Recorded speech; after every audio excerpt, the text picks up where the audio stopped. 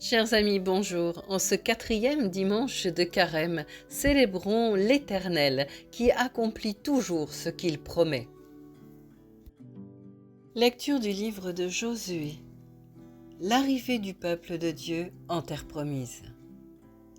En ces jours-là, le Seigneur dit à Josué, « Aujourd'hui, j'ai enlevé de vous le déshonneur de l'Égypte. » Les fils d'Israël campèrent à Gilgal. Ils célébrèrent la Pâque, le 14e jour du mois, vers le soir, dans la plaine de Jéricho.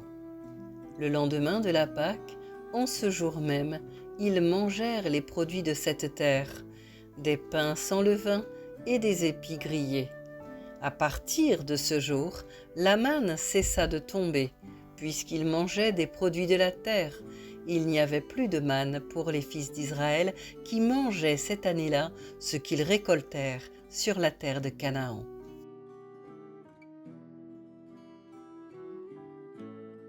Enfin, ça y est, la promesse de Dieu s'est accomplie pour son peuple selon ce qu'il avait promis à Moïse. « J'ai entendu les cris de mon peuple, je le délivrerai, je l'amènerai dans un beau pays où coule le lait et le miel, Canaan. » C'est chose faite, et c'est Josué, à la suite de Moïse, qui les y conduit.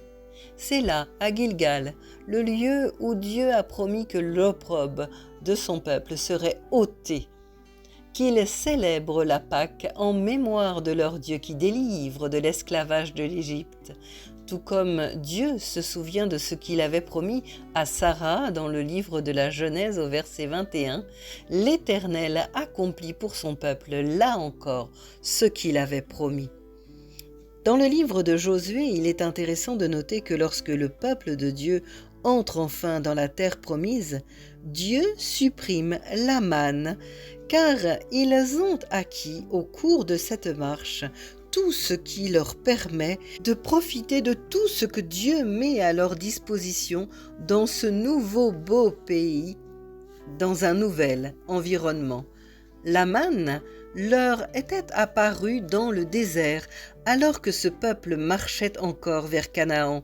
Il réclamait sa nourriture à Dieu et Dieu, dans son immense miséricorde, leur a envoyé. Chaque matin, une rosée apparaissait et ce peuple ainsi pouvait être nourri chaque jour miraculeusement. Et il en est de même pour nous. Tout ce temps d'épreuve où nous devons lutter, apprendre à marcher par la foi, Dieu est aux commandes et pourvoit à nos besoins fondamentaux. Il vient s'assurer qu'on va pouvoir tenir dans ce processus de sanctification et de délivrance en lui. Ensuite, plus fort, délivré, plus affermi dans notre marche, à nous de prendre le relais, d'observer ce qu'il a placé dans notre nouvel environnement. Restons ainsi dans le calme et la confiance, car l'Éternel, pour toi aussi, accomplira ce qu'il a promis. Prions ensemble, au nom du Père, du Fils et du Saint-Esprit. Seigneur, accorde-moi, s'il te plaît, de rester dans la paix et la patience, car c'est dans le calme et la confiance en toi et en tes promesses que sera ma force. Merci, ô mon Dieu, d'accomplir en ton temps tout ce que tu m'as promis, je le crois. Au nom de Jésus. Amen.